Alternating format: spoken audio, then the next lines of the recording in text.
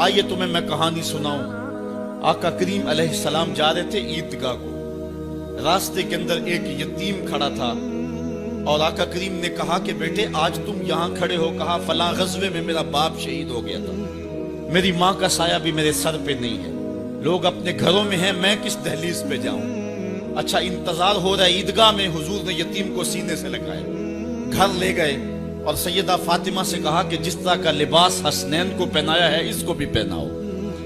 اللہ اکبر، اور اس کو کھانا کھلایا اور سب کچھ اس کی تکریم کرنے کے بعد حضور نے پھر جو ہے وہ اس کو عزت دینے کے لیے، اس کی تکریم دینے کے لیے حضور علیہ السلام نے اس کو فرمایا اما ترضى ان محمدن ابوکا، بیٹے کیا تو پسند نہیں کرتا کہ محمد تیرا باپ لگے؟ وعائشہ تا امو کا، اور عائشہ تیری ماں لگے، وفاطمہ بنت محمد اختو کا، اور فاطمہ تیری باجی لگے۔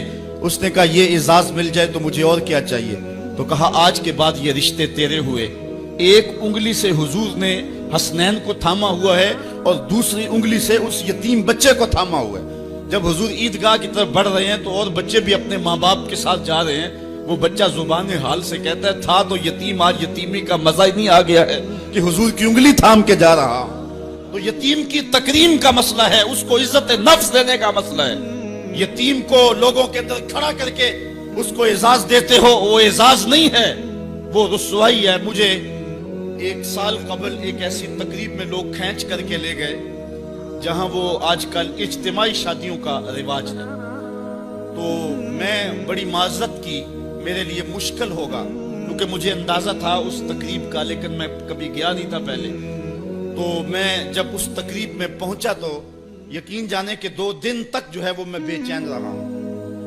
میں کہتا ہوں غریب سے غریب آدمی ہوتا ہے نا، اس کو معاشرے میں پروٹوکول اعزاز نہ بھی ملے تو شادی والے دن تو مہمان خصوصی وہی ہوتا ہے نا، اس دن تو سارے اس کے چہرے کو ہی دیکھتے ہیں۔ لیکن ان دولوں کو بھی جو ہے وہ لائن پہ بٹھایا ہوا تھا اور اوپر مہمان خصوصی کوئی اور بیٹھے تھے۔ میں نے کہا یہ بیچارے مسکین آج بھی مہمان خصوصی نہیں ہے، آج ان کی زندگی کا اہم دن ہے اور آج بھی اتنے لوگوں کے سامنے اشتہار لگایا جا رہا ہے یہ غریب لوگ ہیں، اور دلہنوں کا بھی اشتہار لگایا جا رہا ہے یہ غریب بچیاں ہیں۔ اور پھر کیا ان کے چہرے پہ کوئی مسرت کے آثار تھے اور نہ ان بیٹیوں کے چہرے پہ کوئی مسرت کے آثار تھے؟